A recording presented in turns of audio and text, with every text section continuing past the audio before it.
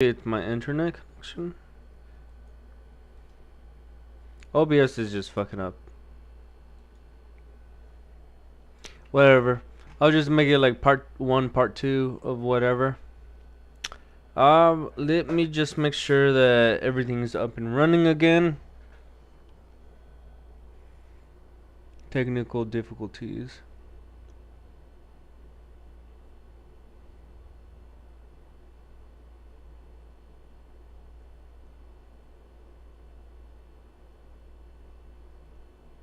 Alright, YouTube's up and running. Let me actually just go back to restream just to check everything's up and running. Streaming. Alright, so this is part 2, I guess. It's gonna be disconnecting every now and then. It's either internet problem that it cuts off, like I pay for a good internet and then it gets disconnected somehow. Everything's connected. I've restarted the router and shit just in case, and yeah, I have no idea. Actually, let me check Task Manager, see how performance wise. Alright, CPU's not using that much. Memory only at 26%, so that's good. I have 32 gigs, so let's see. Ethernet, AMD.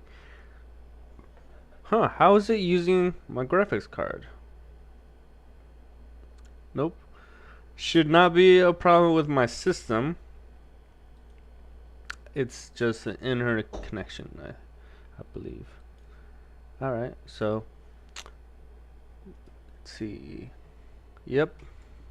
My Discord is up and running as well. And let us go back to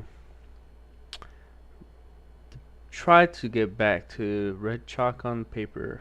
Let's see. The world as artist sees it.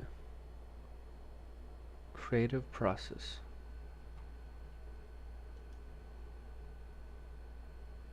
I think it's this one right here. In the process of making a work of art, the artist also engages in a self.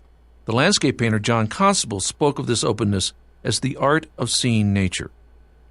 This art of seeing leads to imagining, which leads in turn to making. Creativity is the sum of this process, from seeing to imagining to making.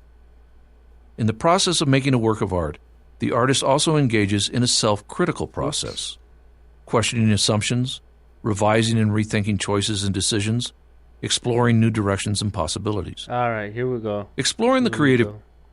Creativity is the sum of this process, from seeing to imagining to making. Creativity is the sum of this process. All of the innumerable artists who have worked in Dunhuang, from Li Sun to Sai Guochang, share the fundamental desire to create. And in order to create, artists have to engage in critical thinking. The creative process is, in fact, an exercise in critical thinking. All people are creative, but not all people possess the energy, ingenuity, and courage of conviction that are required to make art. In order to produce a work of art, the artist must be able to respond to the unexpected, the chance occurrences or results that are part of the creative process. In other words, the artist must be something of an explorer, an inventor. The artist must always be open to new ways of seeing. The landscape painter John Constable spoke of this openness as the art of seeing nature. This art of seeing leads to imagining, which leads in turn to making. Creativity is the sum of this process, from seeing to imagining to making. In the process of making a work of art, the artist also engages in a self-critical process, questioning assumptions, revising and rethinking choices and decisions, exploring new directions and possibilities. Exploring the creative process is the focus of this book. We hope you take from this book the knowledge that the kind of creative and critical thinking engaged in by artists is fundamental to every discipline. This same path leads to discovery in science, breakthroughs in engineering, and new research in the social sciences. We can all learn from studying the creative process itself. All right. Alright, so whenever this is like every page. Alright, so the next page is 3 minutes 33. That's this one right here. Alright. Actually, another thing I'm gonna do, and I'm gonna let you guys see the process of how I do it if I were to do it live. I try not to do it live, but basically, I'm gonna name this part 2. Just so that when it saves on YouTube, I could do that actually live, or I'll just I'll just do it manually afterwards. Fuck it, yeah, I'll just do it. So there's gonna be a part 1 and part 2 for this video because the freaking internet cut off. Let me take one more bite.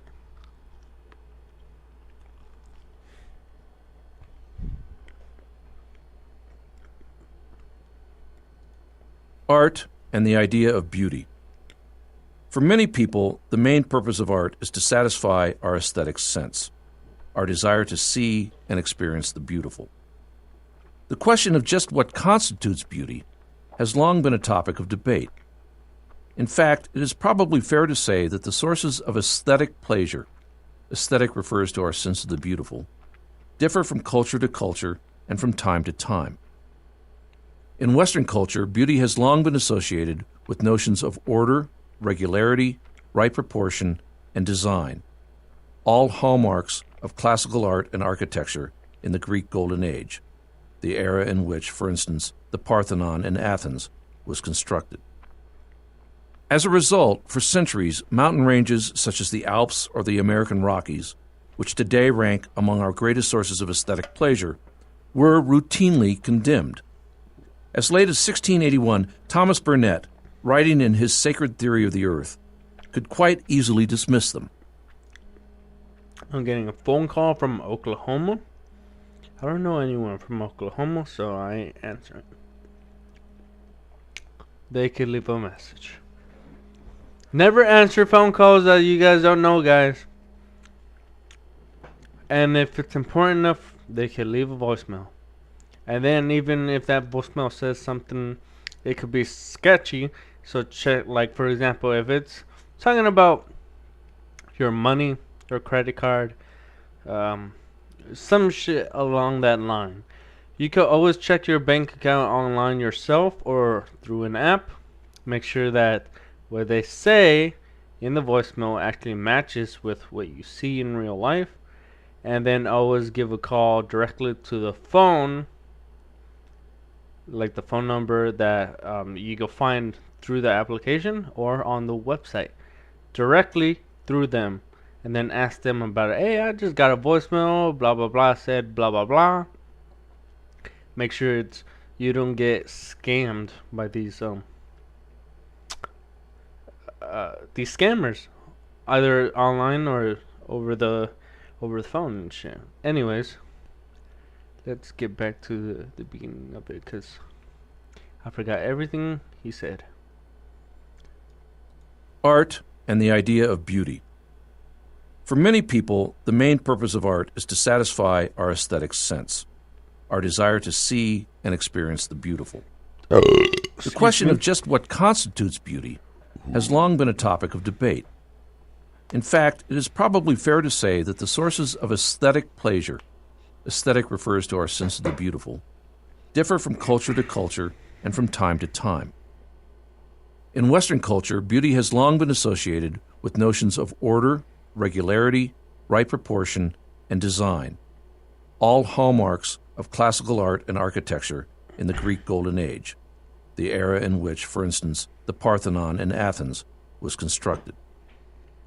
As a result, for centuries, mountain ranges such as the Alps or the American Rockies, which today rank among our greatest sources of aesthetic pleasure, were routinely condemned.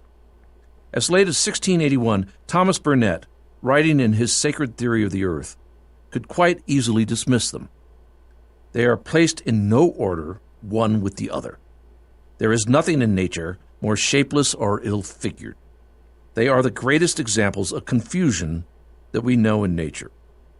But by the middle of the 19th century, great stretches of just such landscapes were being preserved as national parks in the United States, precisely as testaments to nature's beauty. The human body has been a similarly contested sight. In contrast to the tall, statuesque models we associate with contemporary fashion design, the 17th century artist Peter Paul Rubens preferred fleshier, more rounded models. No one would think of Pablo Picasso's representations of women in the late 1920s and early 1930s as beautiful. Rather, they are almost demonic in character. Most biographers believe images such as Seated Bather, La Bagneuse, to be portraits of his wife, the Russian ballerina Olga Koklova, whom he married in 1918. By the late 1920s, their marriage was in shambles, and Picasso portrays her here as a skeletal horror, her back and buttocks almost crustacean in appearance, her horizontal mouth looking like some archaic mandible.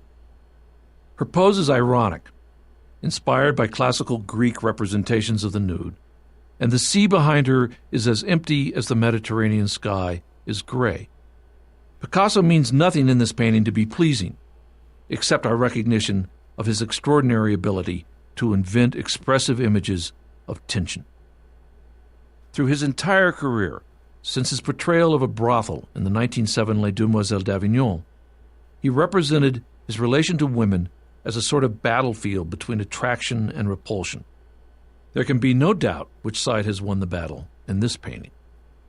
But from a certain point of view, the experience of such dynamic tension is itself pleasing, and it is the ability of works of art to create and sustain such moments that many people value most about them.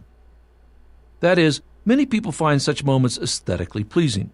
The work of art may not itself be beautiful, but it triggers a higher level of thought and awareness in the viewer, and the viewer experiences this intellectual and imaginative stimulus, this higher order of thought, as a form of beauty in its own right. The creative process, from sketch to final vision. Pablo Picasso's Les Demoiselles d'Avignon. No one could look at Picasso's large painting of 1907, Les Demoiselles d'Avignon, and call it aesthetically beautiful, but it is, for many people, one of his most aesthetically interesting works.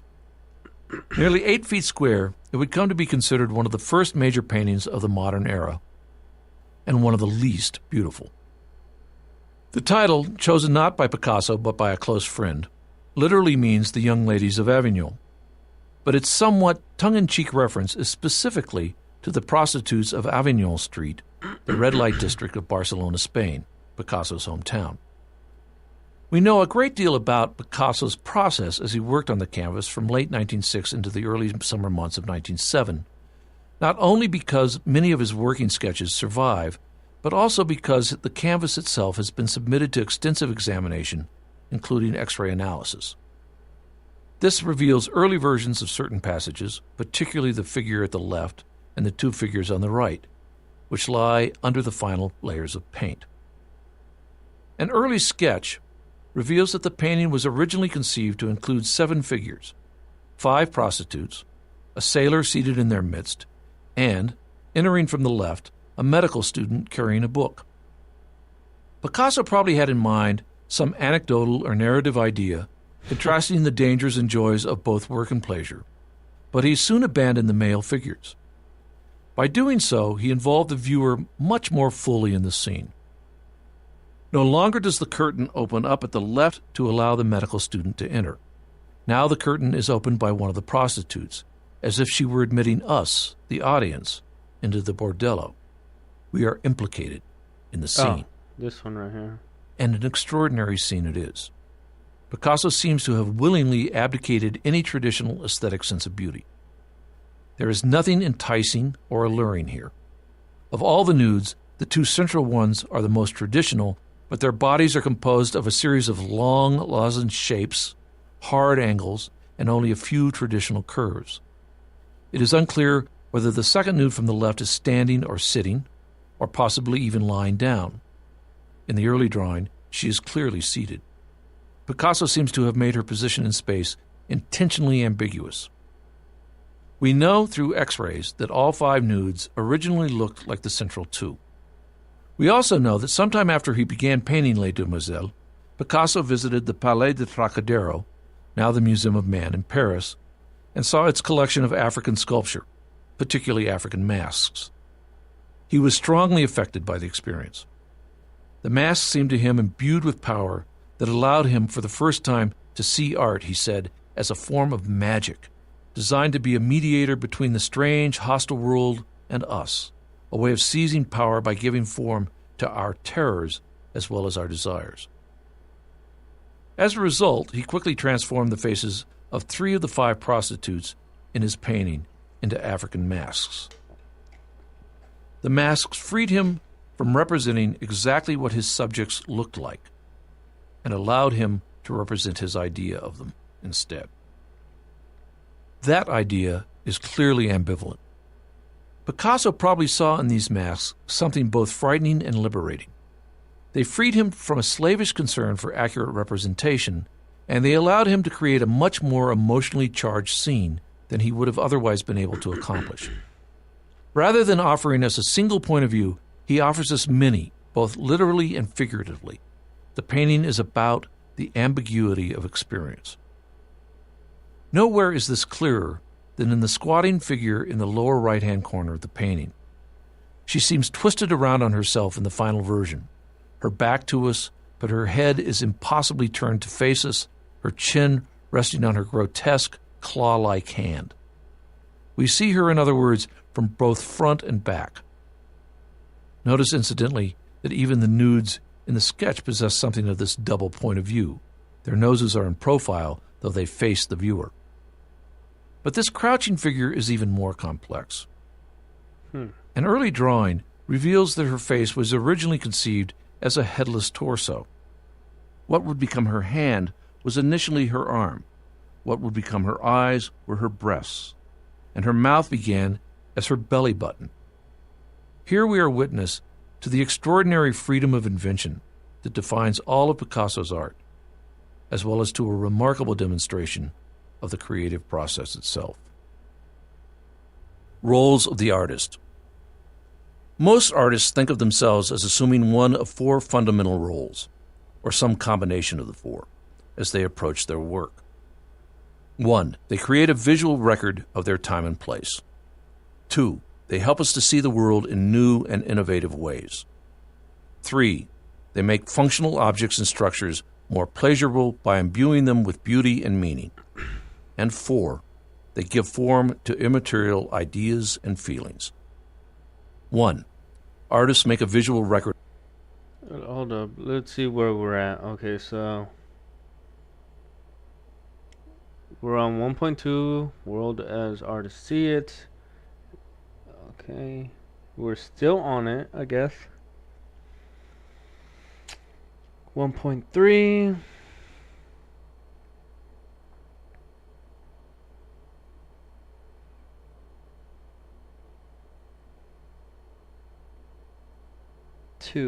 So this is chapter review here. We're almost done. All right. Right? Seeing value in art. Nope. We're on this one. So we have this one, this one, this one, that one, that one, and that one.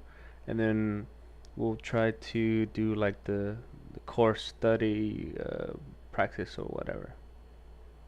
All right. Oh, yeah. For those, because I didn't do my intro because of the internet technical difficulties, you guys can find all my links to all my channels on the about section of whichever channel you guys view this on. You guys do not catch me live, it will be saved on a playlist. Whenever I make the playlist, it'll be titled something along the lines of college vlog or whatever, something to do with college. Okay. Look for it, and it'll have like all the episodes or live streams there. If you guys want any custom merch, either directly from me, you'll get better prices, and it's a lot more versatile, as in you guys can, it's custom. So custom means you could get whatever you guys want on whatever items you guys want, whatever color and whatever sizes, for a better price. Anyone else would probably sell it to you online, including my online merch store. Will be at least $5 cheaper. because I know how to do it myself. But if you guys don't want to order from me, you guys can order it. Just click on the merch link on the About section. Let's see. You guys can get in contact directly to me, so you could DM me or just contact me either through brianrocamontes@gmail.com.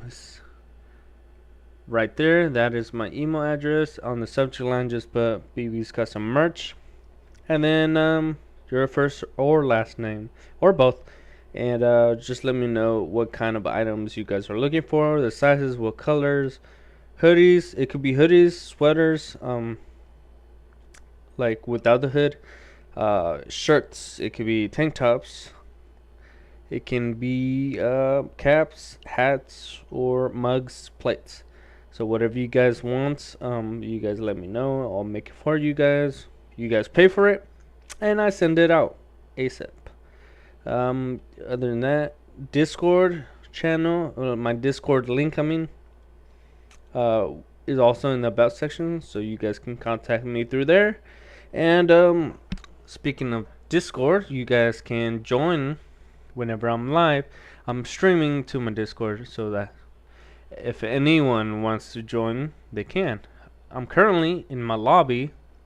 Also use this for gaming purposes, but now using it for to share my journey or whatever, while I'm going to college and shit. So let us continue.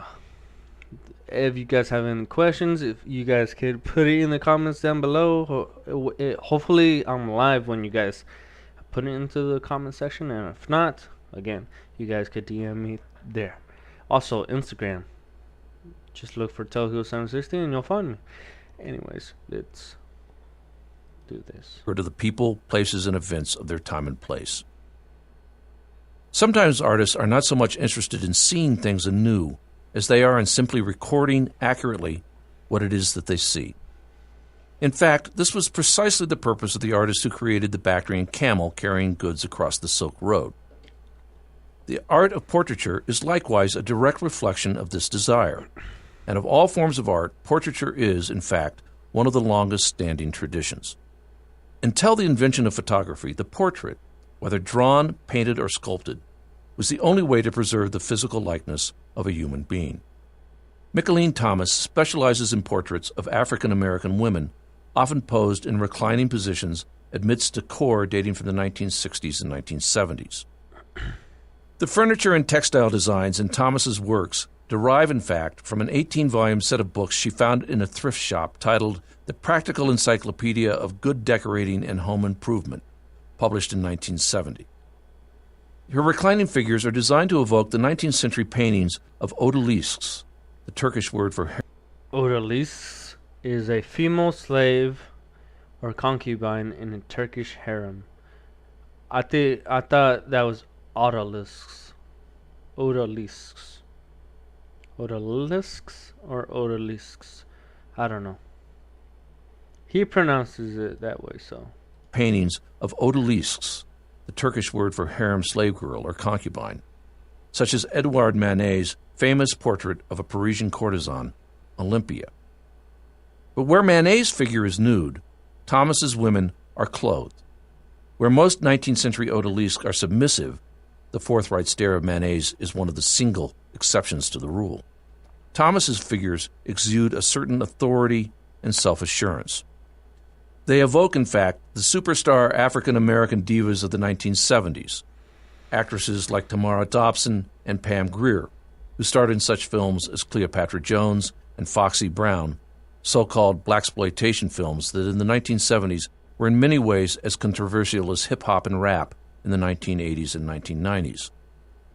As Mia Mask described these women in her study of black female film stars, Divas on Screen, they combined brazen sexuality, physical strength, and black nationalist sentiment, representing black women as both sexually and intellectually self-determined.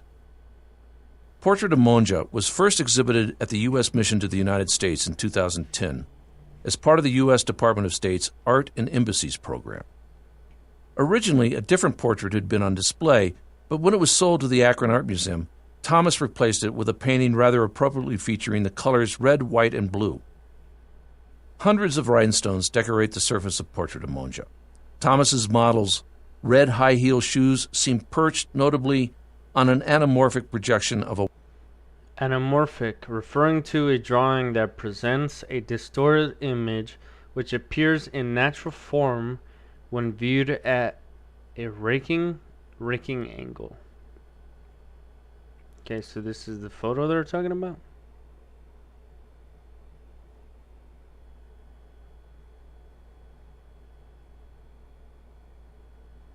Rhinestones. Okay. I suck at drawing.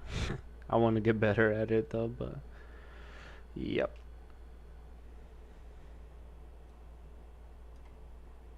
It's a Portrait of Monja. Thomas's model's red high-heel shoes seem perched notably on an anamorphic projection of a white cat. Anamorphic representations require the viewer to look at the object from an odd angle, from the far right or left, for instance. From a frontal point of view, the image appears vastly distorted. Thomas's Howling Cat is a reverse image of the black cat hissing at the viewer at Olympia's feet. If you guys are wondering what the hell I'm doing, because of what he said, depending on the angle and stuff, I'm trying to look at the little freaking tiger right here at different angles. So look at it from, like, what the hell is he talking about?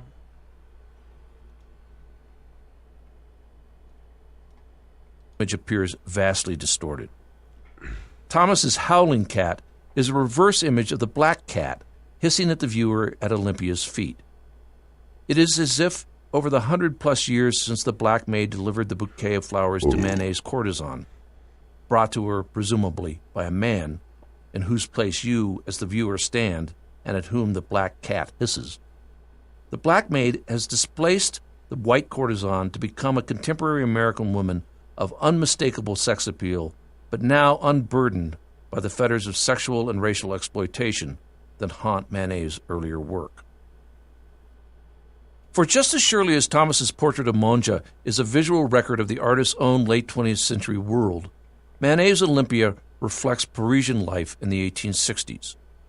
Manet was something of a professional observer, a famous flaneur, a Parisian of impeccable dress and perfect manners who strolled the city, observing its habits and commenting on it with the greatest subtlety, wit, and savoir-faire.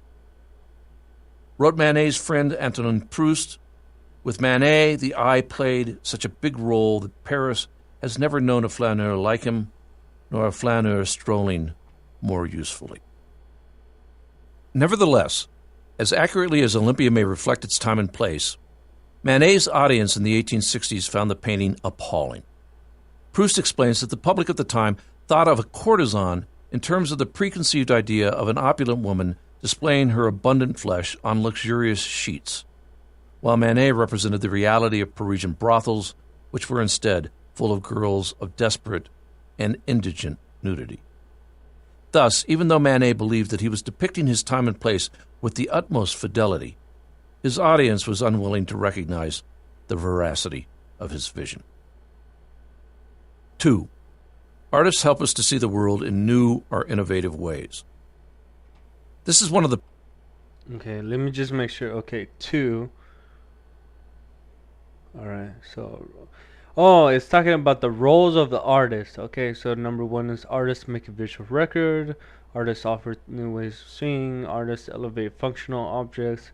And the 4th one, artists give form to the immaterial. And then seeing the value in art, critical process, chapter review, discovering a world of art. So it's just going to summarize everything we just went through. The primary roles that Saiguo Chang assumes in creating works like Project to Extend the Great Wall of China by 10,000 meters. In fact, almost all of his work is designed to transform our experience of the world, jar us out of our complacency, and create new ways for us to see and think about the world around us. This is equally one of the roles assumed by the unknown Tang artist who carved the reclining Buddha in Cave 148 at Mogao. Buddha reclines to await his death, when he will pass serenely into nirvana, the perfect peace of mind at which the spirit arrives when it no longer clings to the desires and aversions of worldly life. Standing before the giant reclining form, not only are we made acutely aware of the enormity of the Buddha's achievement, but we also come to recognize how diminutive we are before it. We understand just how small we are in the great scheme of things.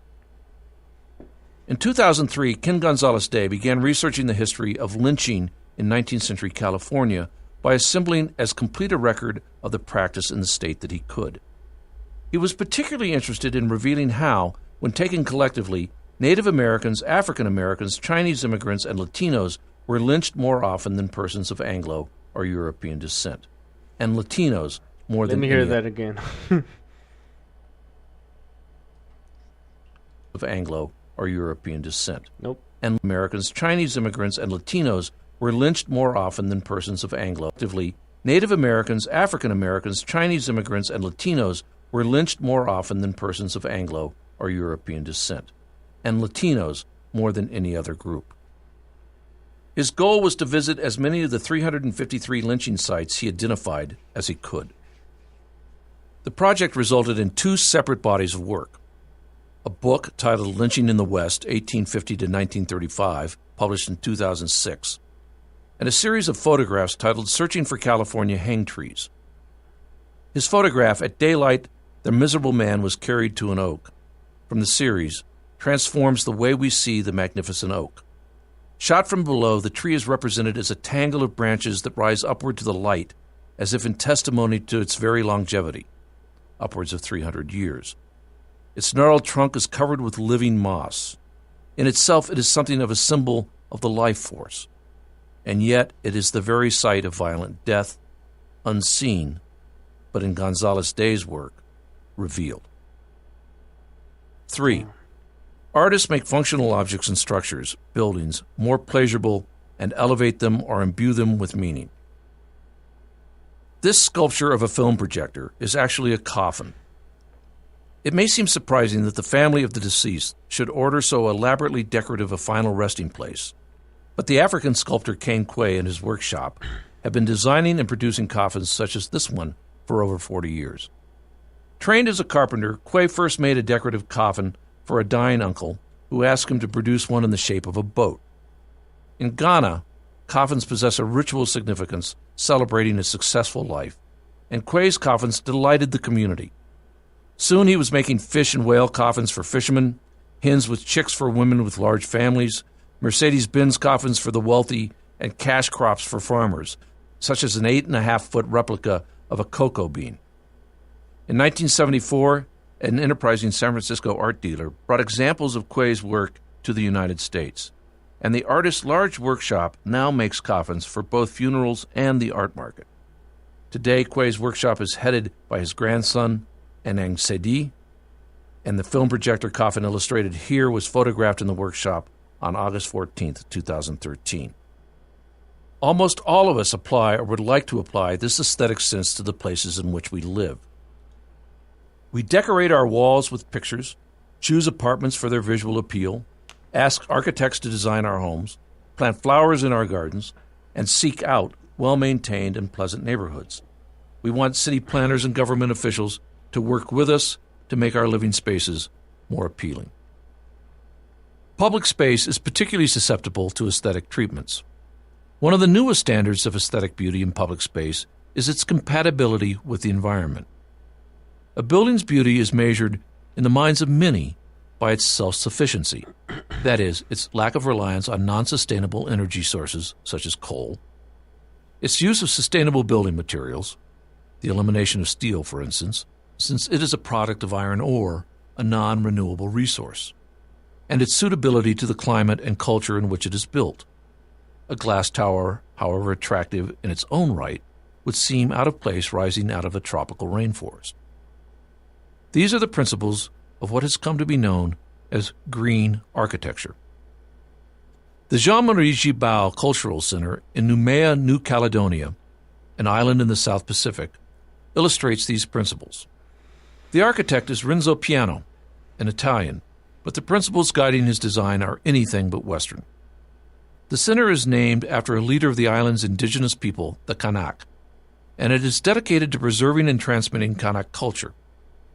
Piano studied Kanak culture thoroughly, and his design blends Kanak tradition with green architectural principles. The buildings are constructed of wood and bamboo, easily renewable regional resources. Each of the center's 10 pavilions represents a typical Kanak dwelling. In a finished dwelling, the vertical staves would rise to meet at the top, and the horizontal elements would weave in and out between the staves, as in basketry. In his version, piano... Just look at it.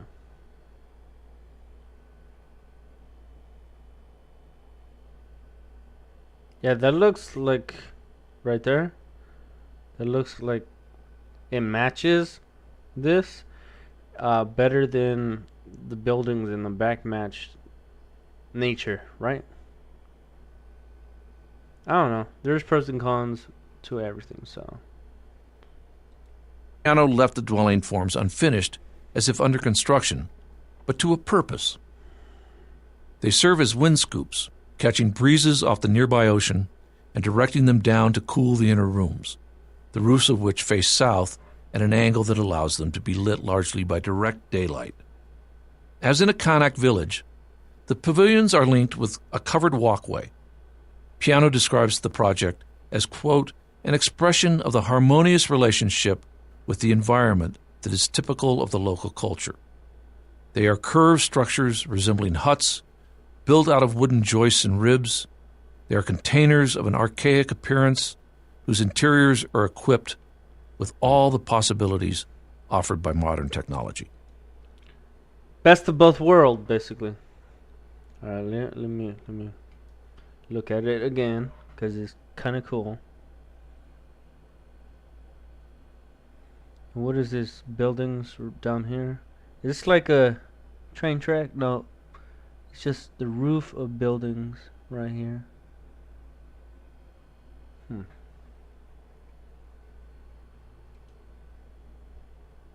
Oh, that's gonna be it, right? Modern technology. Oh, I'm about to sneeze, you guys. Hold on 1 second. Oh, it's gone. If I sneeze accidentally, because it just sneaks up on me, I apologize, you guys. It's gonna be loud as fuck. Press play. Fourth.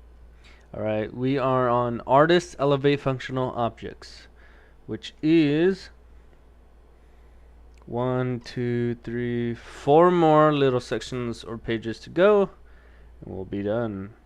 Or I'll be done, whatever. If you guys are taking the class basically with me, then we could, I don't know, fucking Discord, have like a, for example, because of technology nowadays, some professors are actually using Discord. Like I could show you, let me go to Discord. This is for English 300. And professor has a Discord, so we can all chat and yeah, chat, communicate, and then share and meet other students and yada yada. Okay, right here. Artists give form to the immaterial. Let's press play. Artists give form to the immaterial, hidden or universal truths, spiritual forces, personal feelings. Picasso's treatment of women in both Seated Bather and Les Demoiselles d'Avignon gives form to his own, often tormented feelings about the opposite sex. In Les Demoiselles d'Avignon, the power of these feelings was heightened by his incorporation of African masks into the composition. When Westerners first encountered African masks in the ethnographic museums of Europe in the late 19th and early 20th centuries, they saw them in a context far removed from their original settings and purposes. In the West, we are used to approaching everyday objects, made in African, Oceanic, Native American, or Asian cultures, in museums, as works of art. But in their cultures of origin, such objects might serve to define family and community relationships, establishing social order and structure. Or they might document momentous events in the history of a people.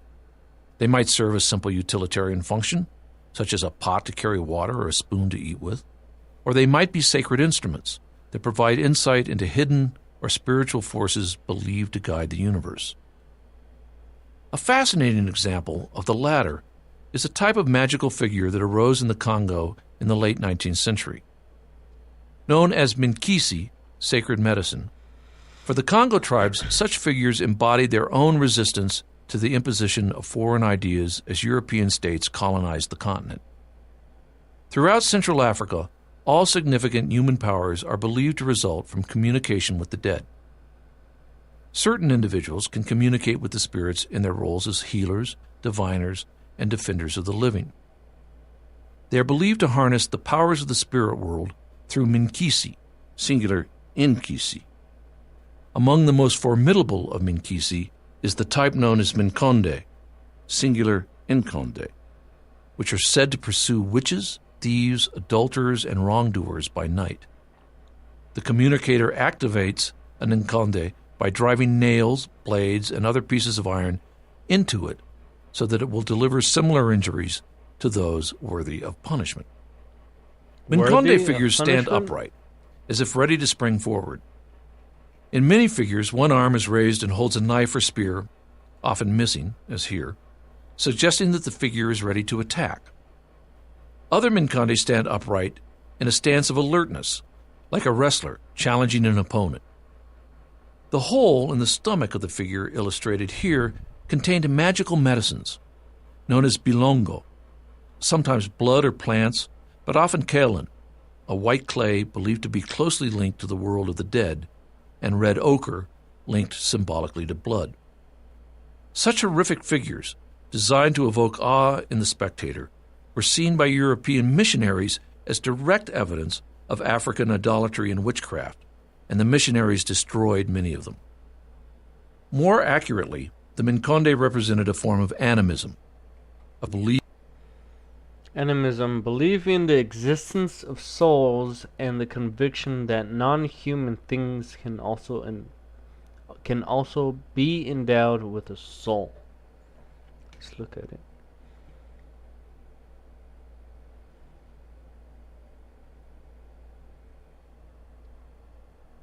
Okay.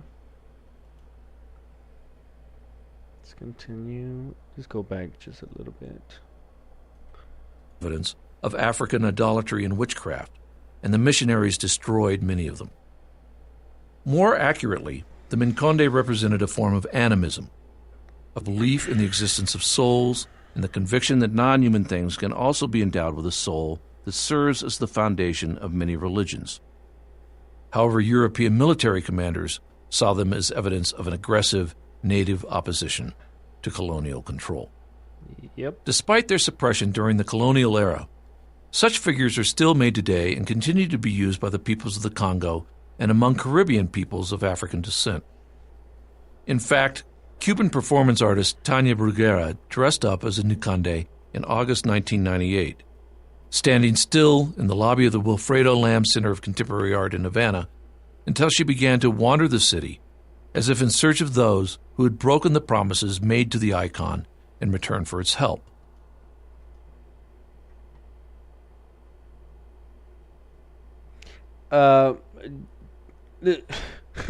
This is not a serious thing that I'm about to say, but if you guys played Elden Ring, he looks like the one of the tarnished ones that also was trying to help during the crisis of the Elden Ring and all that. You guys know what I'm talking about if you guys play Elden Ring. Anyways, let's get back to this. Has nothing to do with art history. It's just, it reminded me of it.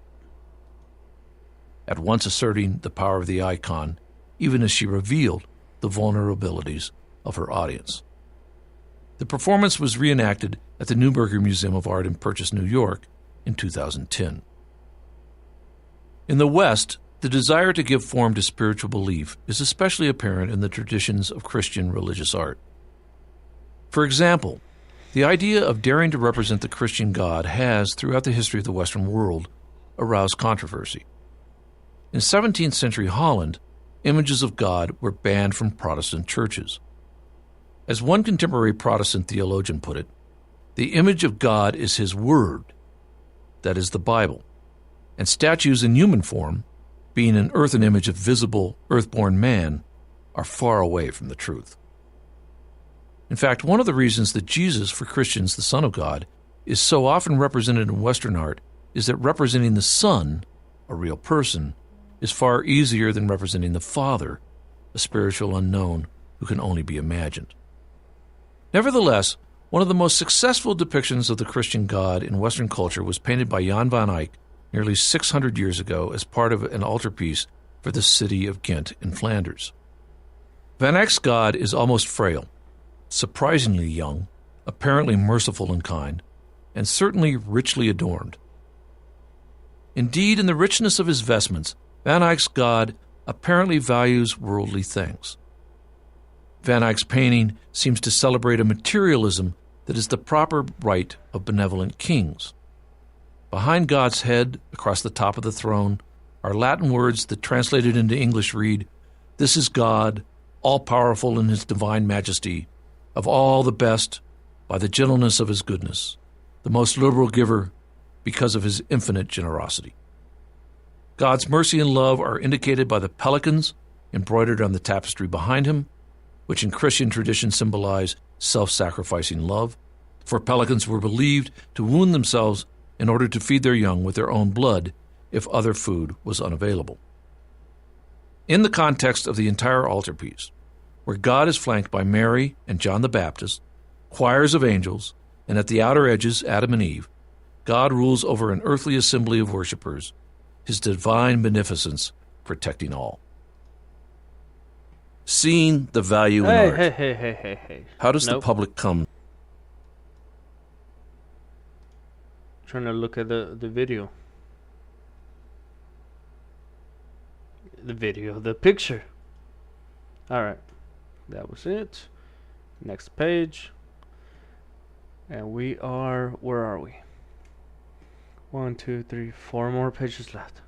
This dude kind of is reading kind of slow. I don't know if you guys could keep up with it. Am I able to speed it up? Next section, skip. Yes, the increase at least by 1.25. All right. Make things go. Seeing the value in art. How does the public come to value art, or not? On the evening of November 12, 2013, at Christie's Auction House in New York City, English painter Francis Bacon's triple portrait, 3 Studies of Lucian Freud, sold for $142.4 million, making it the most expensive artwork ever sold at auction. The work has a special place in Bacon's life as well, documenting his lifelong friendship with its subject, the painter Lucian Freud, the grandson of Sigmund Freud.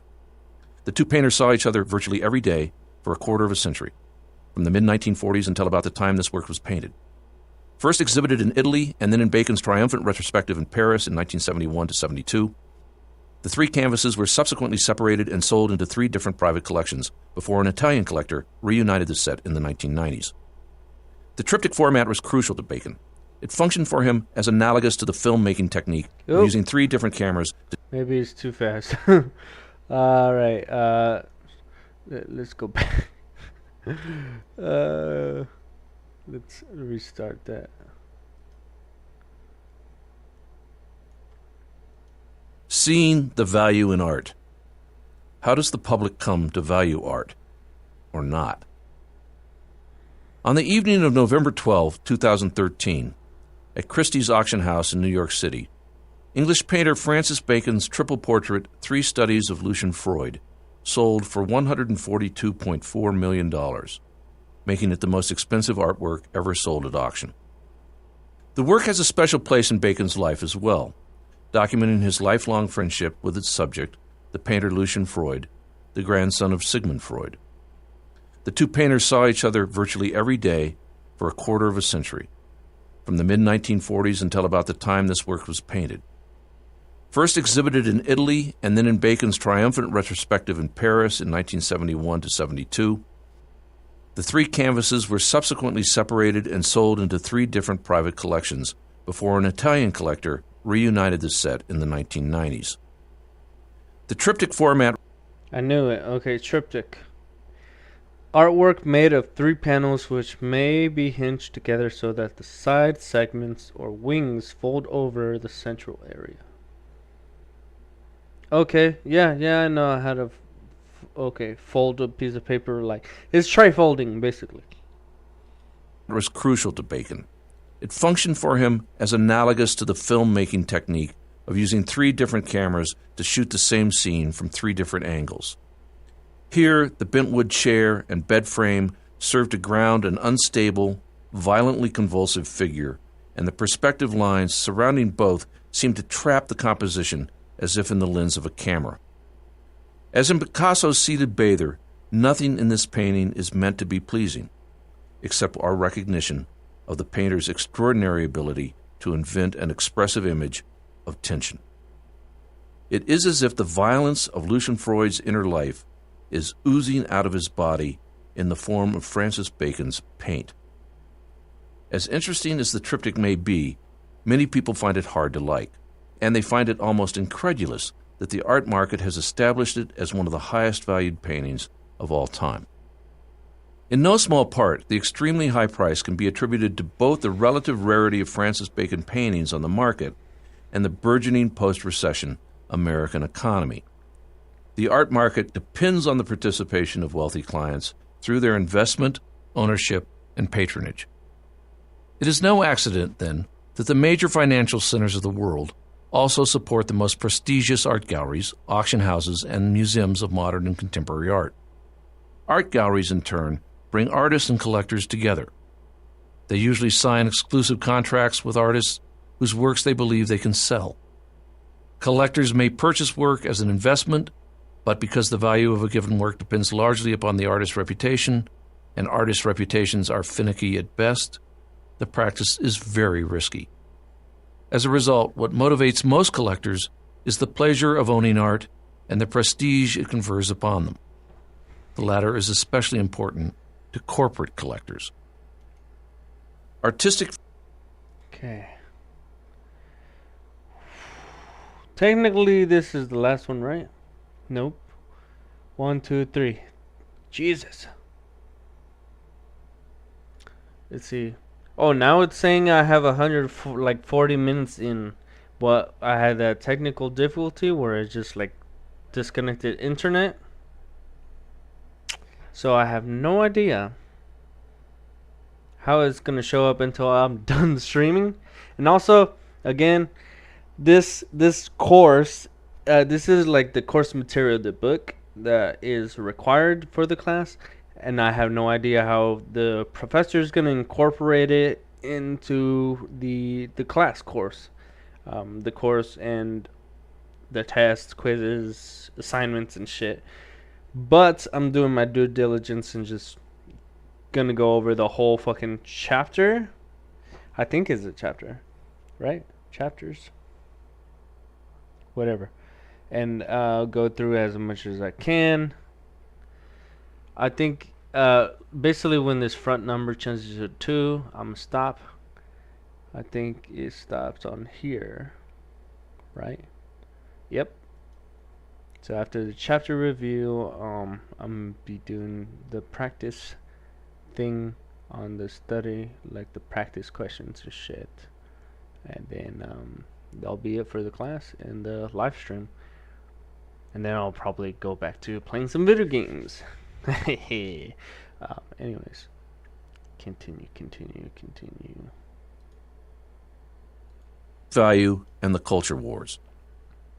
It is at auction that the monetary value of works of art is most clearly established. But auction houses are, after all, publicly owned corporations, legally obligated to maximize their profits, and prices at auction are often inflated. That said, the value of art is not all about money. Art has intrinsic value as well, and that value is often the subject of intense debate. The fate of the work of 2 artists, Robert Maplethorpe and Chrisopheli, offers 2 clear examples of just what is at stake in what has sometimes been called the culture wars surrounding artistic expression. In the summer of 1989, the work of photographer Robert Maplethorpe was scheduled to be exhibited at the Corcoran Gallery in Washington, D.C. Maplethorpe had died just a few months earlier of AIDS.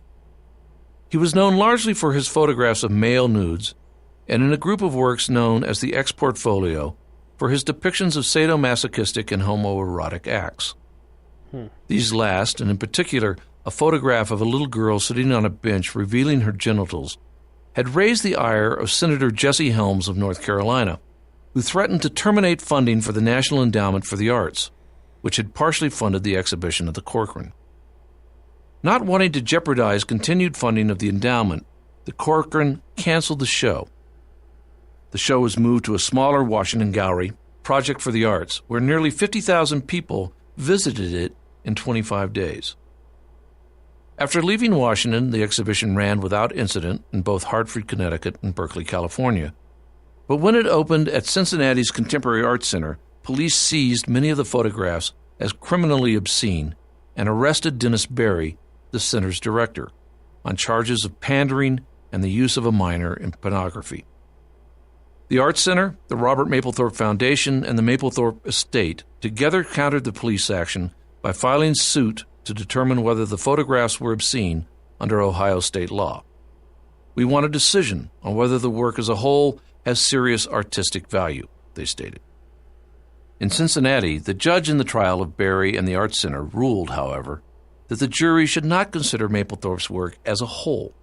Rather, he declared, the court finds that each photograph has a separate identity. Each photograph has a visual and unique image permanently recorded. Nevertheless, the jury acquitted both Berry and the Arts Center. They found that each of the images possessed serious artistic value. A good deal of the testimony focused on the formal qualities of Maplethorpe's work. For example, the way that in his portrait of Egidio, the human body assumes the geometrical precision of a pentagon. But one of the most compelling witnesses was Robert Sobieski, senior curator of the International Museum of Photography in Rochester, New York. Maplethorpe, said Sobieski, wanted to document what was beautiful and what was torturous in his personal experience. If something is truly obscene or pornographic, then it's not art.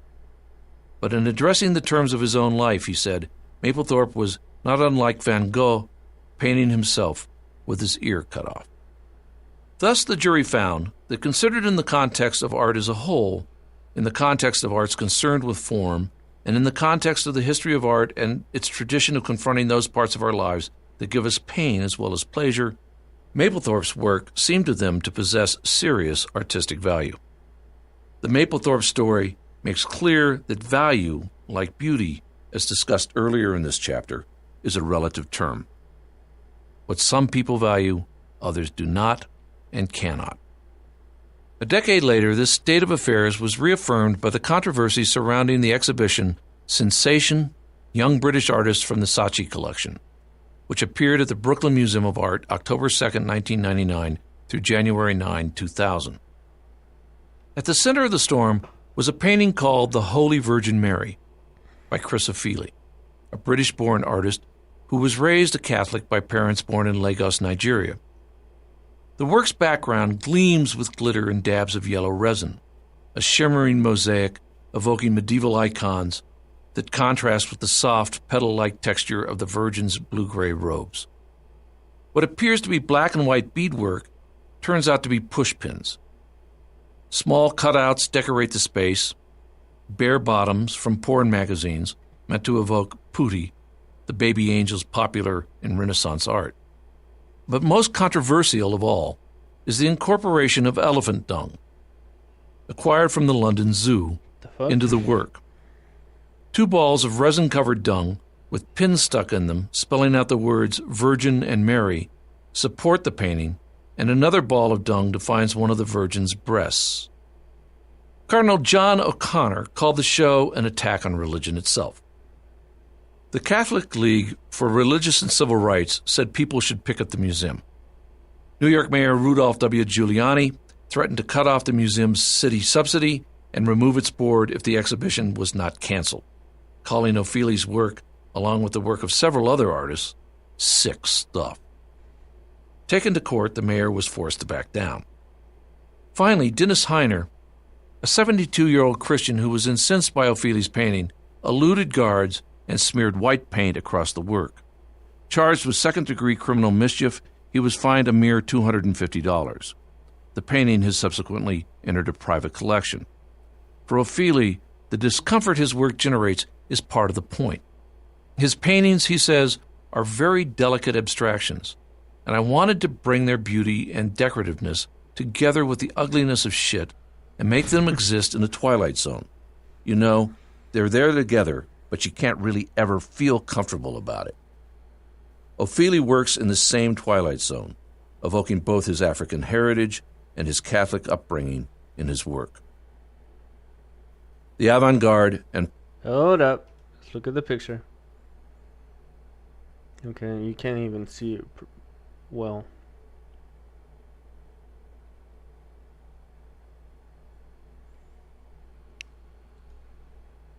Controversies, guys. Controversies. Seeing value in art. Alright.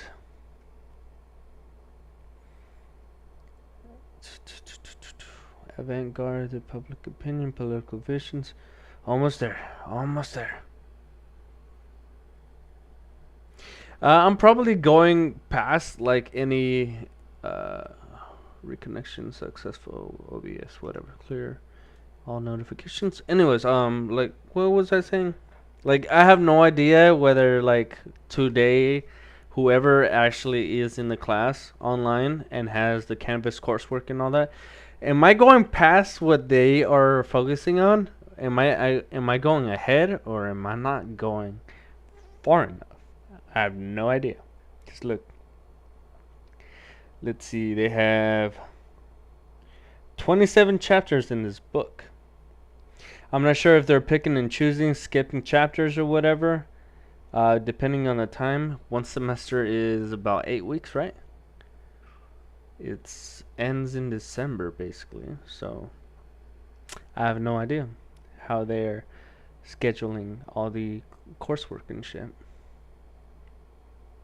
Yeah, fucking whatever. 1.3, 1.3, 1.3, whatever. Public opinion. The Ophelie and Maplethorpe examples demonstrate the many complex factors that go into a judgment of art's value. But it should be clear that the artist's relation to the public depends on the public's understanding of what the artist is trying to say. For one thing, the public tends to receive innovative artwork, work by the avant-garde. Avant-garde. From the French avant-garde or vanguard, those whose innovations are in advance of their time. Those who are working in advance of their time. With reservation, because it usually has little context, historical or otherwise, in which to view it. It is not easy to appreciate, let alone value, what is not understood. When Marcel Duchamp exhibited his nude descending a staircase at the Armory Show in New York City in 1913, it was a scandalous success, parodied and ridiculed in the newspapers. Former President Teddy Roosevelt told the papers, to their delight, that the painting reminded him of a Navajo blanket.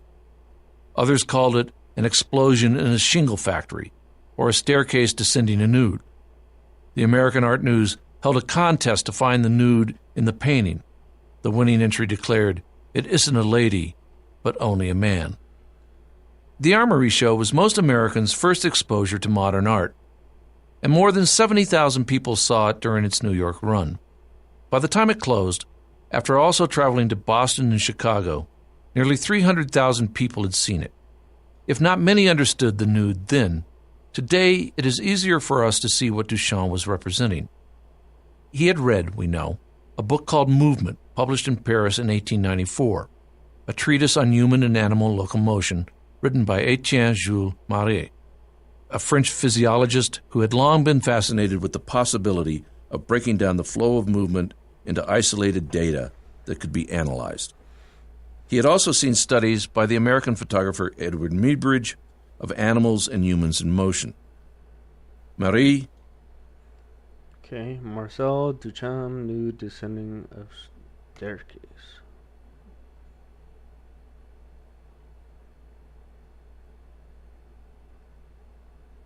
Okay.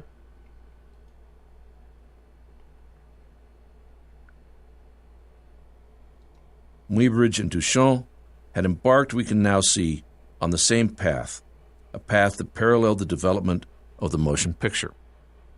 On December 28, 1895, at the Grand Café on the Boulevard des Capucines in Paris, the Lumière brothers, who knew Marais and his work well, projected motion pictures of a baby being fed its dinner, a gardener being doused by a hose, and a train racing directly at the viewers, causing them to jump from their seats. Duchamp's vision had already been confirmed, but the public had not yet learned to see it. Teaching the public how to see and appreciate what it called advanced art was, in fact, the self-defined mission of the National Endowment for the Arts, the NEA, when it was first funded by Congress in 1967. The NEA assumed that teaching people to appreciate art, largely through its Art in Public Places program, which dedicated a percentage of the cost of new public buildings to purchasing art, would enhance the social life of the nation.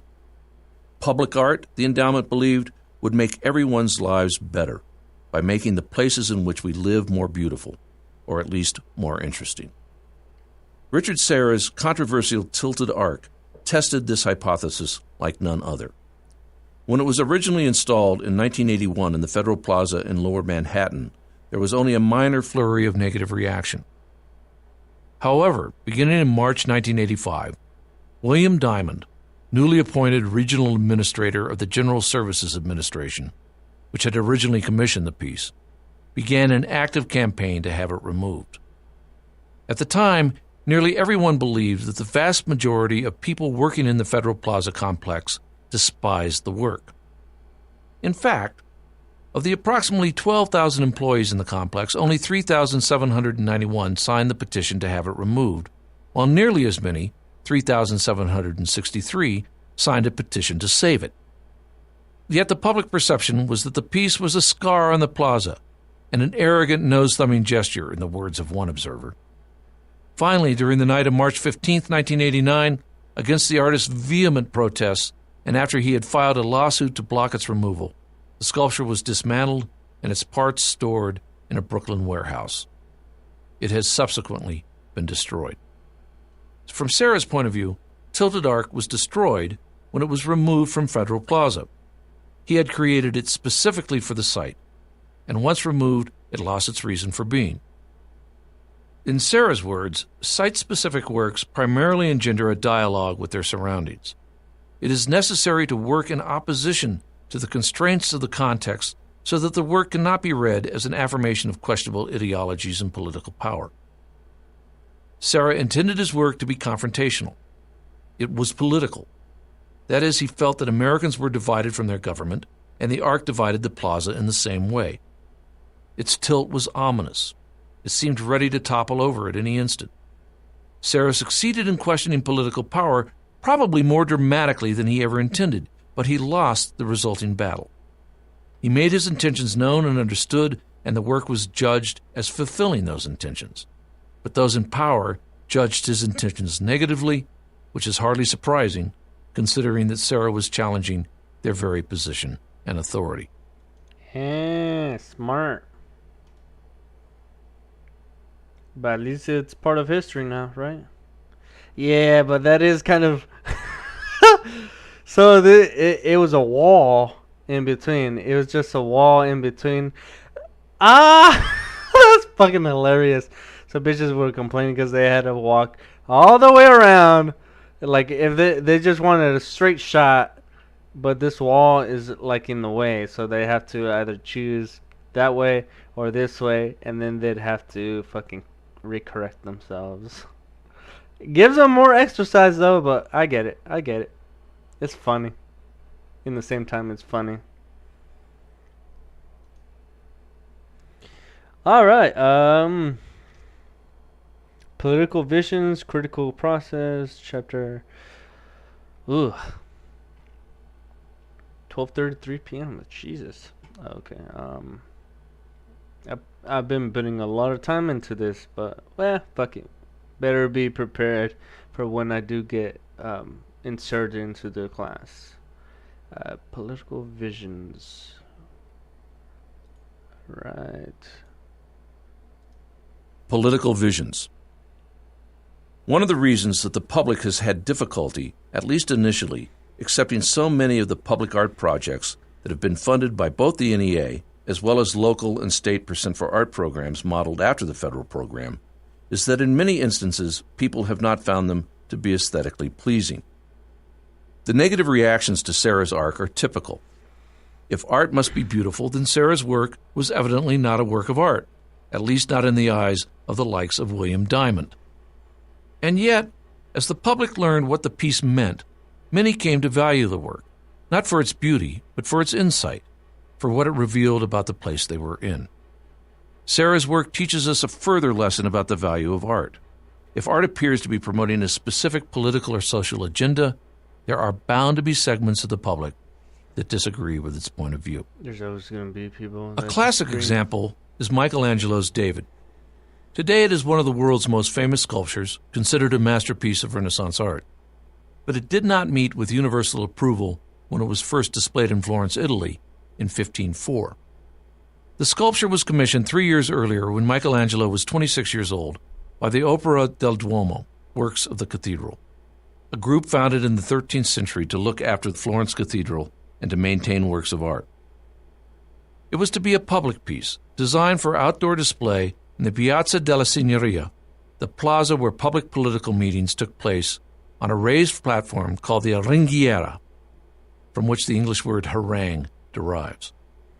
Its political context, in other words, was clear.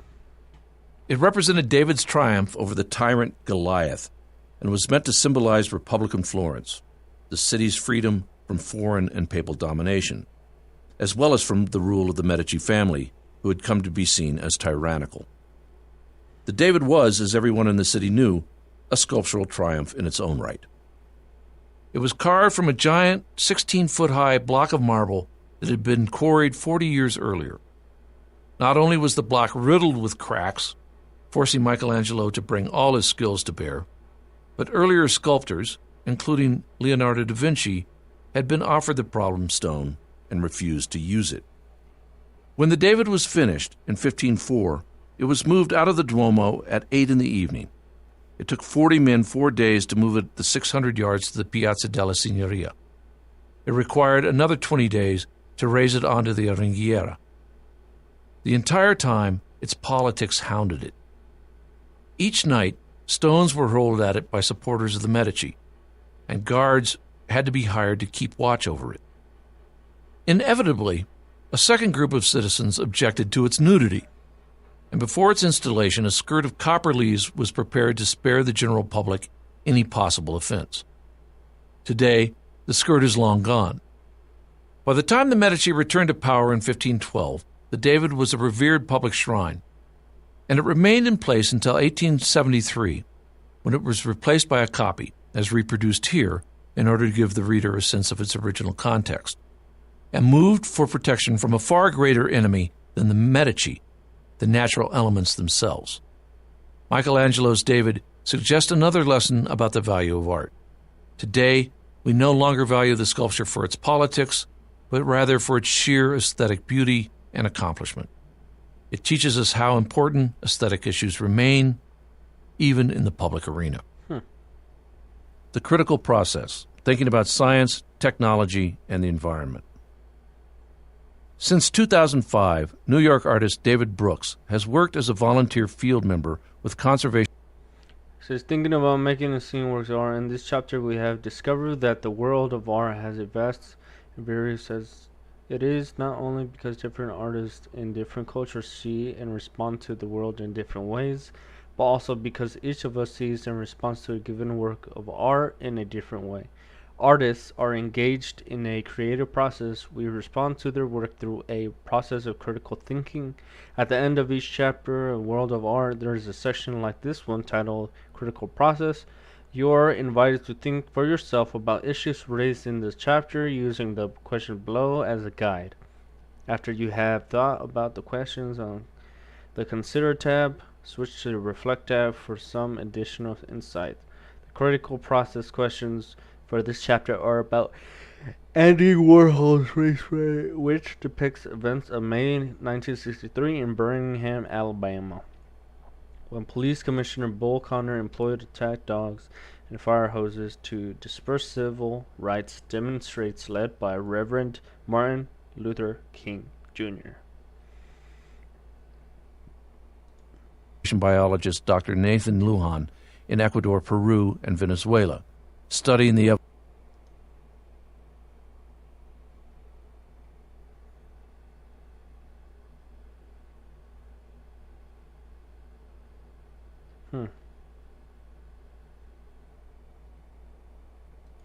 evolution of the local armored catfish populations.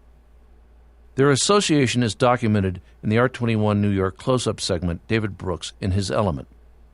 Dr. Lujan studies small changes in the tooth structure of the catfish, of which there are over 850 known species. In Brooks's words, seeing these changes is almost like witnessing evolution itself.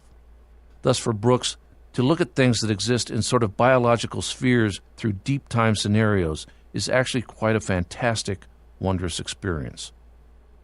Brooks's sense of deep biological time goes a long way toward explaining his sculpture Embryos, a phylogenetic tree from Homo sapiens to Megalops atlanticus. The piece is a three-dimensional representation of a phylogenetic tree, a creation of Western science designed to diagram evolutionary relationships between species. As is usual practice, Homo sapiens, humans of course, stand at the top of the tree in its rightful place as viewer. At the bottom of the tree is Megalops atlanticus, the Atlantic tarpon. The tarpon is a close relative of the very first predatory fish that evolved in the sea. It is a sort of living fossil. It also actually breathes air through a bladder that opens when it surfaces, a habit that announces its presence to its own major predator, inshore sport fishermen, who relish the fight with a fish that can weigh up to 200 pounds in waters just a few feet deep. Okay, I have no idea what the fuck that dude was reading. I just read this. I don't know where he started reading from. Here's Andy Warhol's Race Riot. Critical process. Questions of seeing Warhol's Race Riot.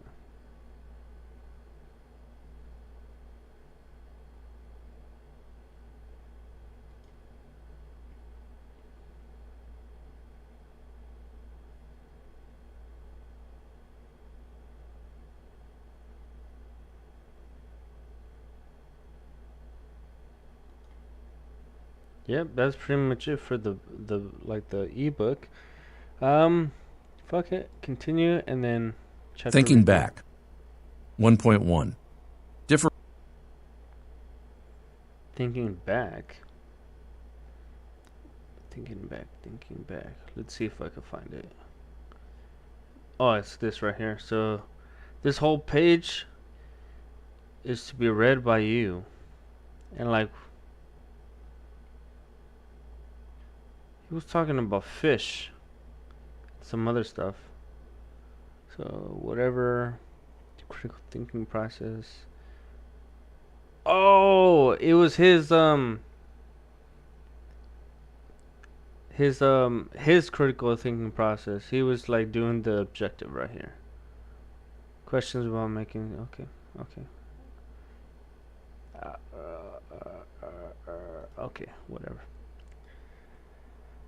Start over. Thinking back. 1.1.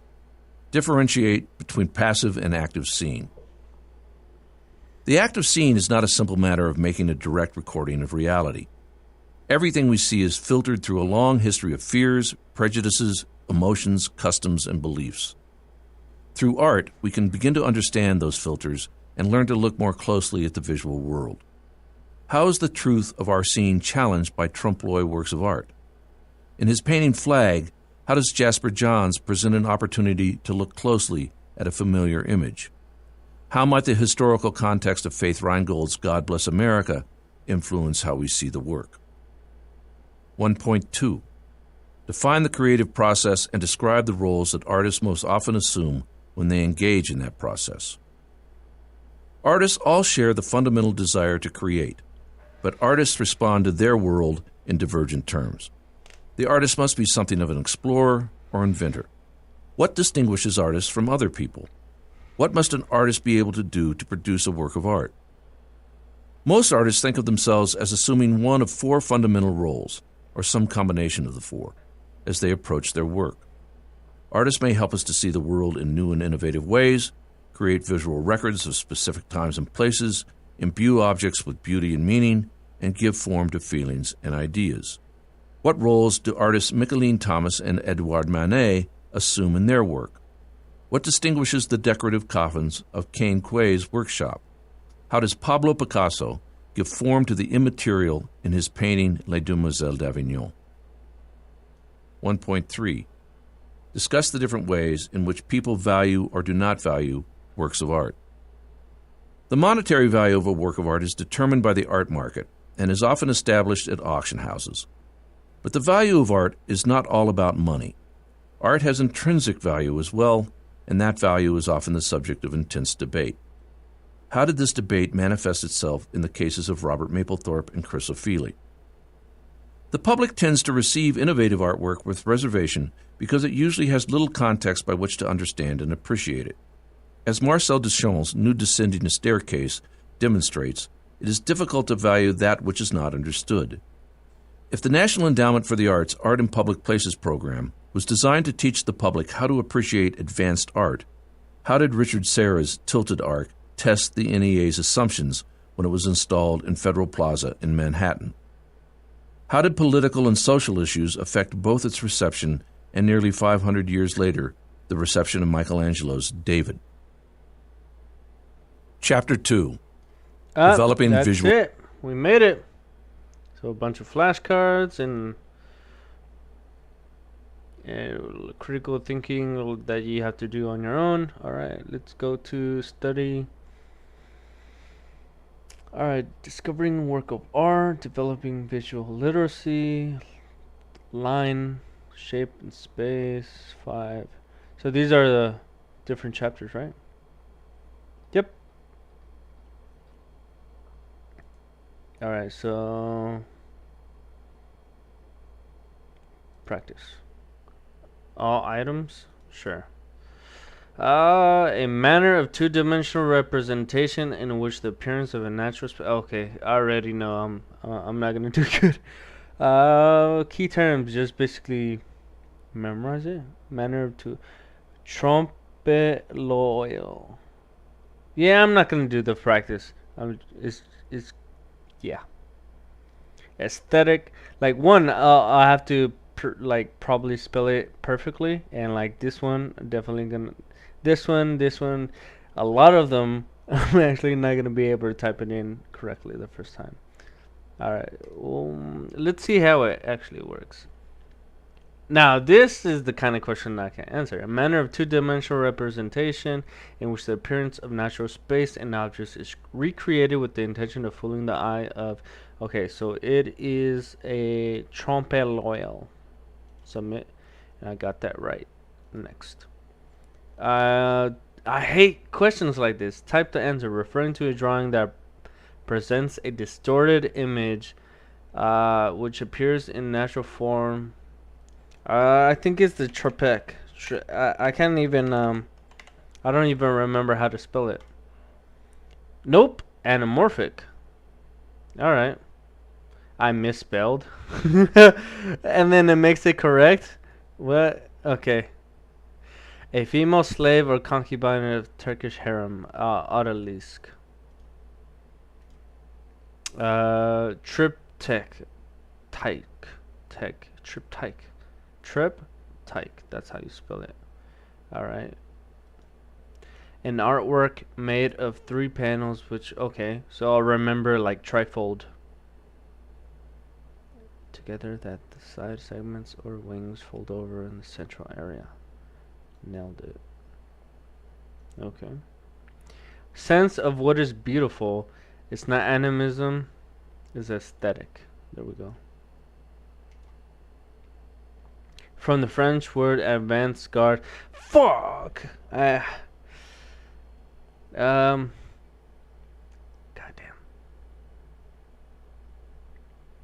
Whatever.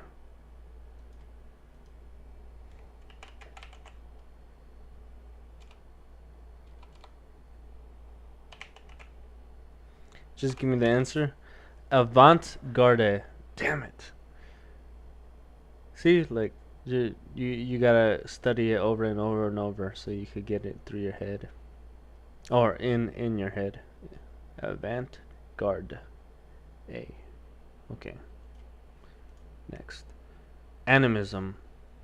Okay.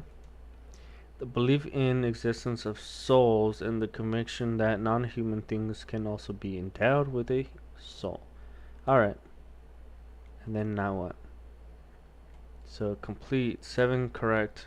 You got 7 out of 7. You were unsure about 0 out of 7. Alright.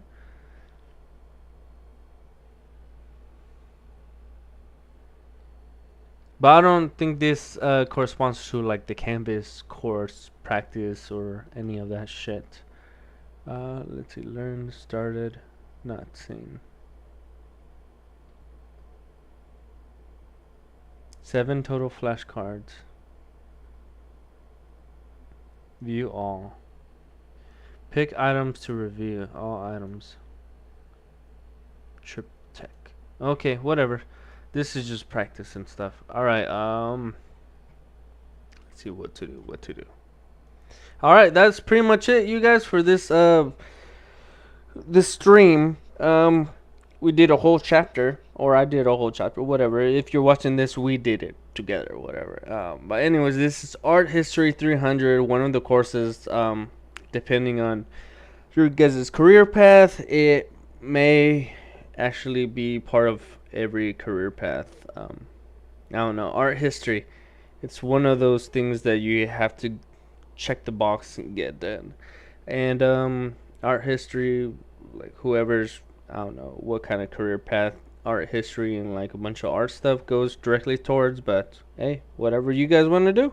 But I am trying to get a computer science associate's degree, and then transfer over to a CSU nearby and get a computer engineering bachelor's degree. So that is my goal. Alright, thanks for watching, and I'll see you guys next time when I'm playing video games or whatever. Just see you guys next time, and thanks for watching. You guys know what to do. Subscribe and follow all my channels. DM me for a custom merch, or go to the online merch page and go buy some stuff. Yeah.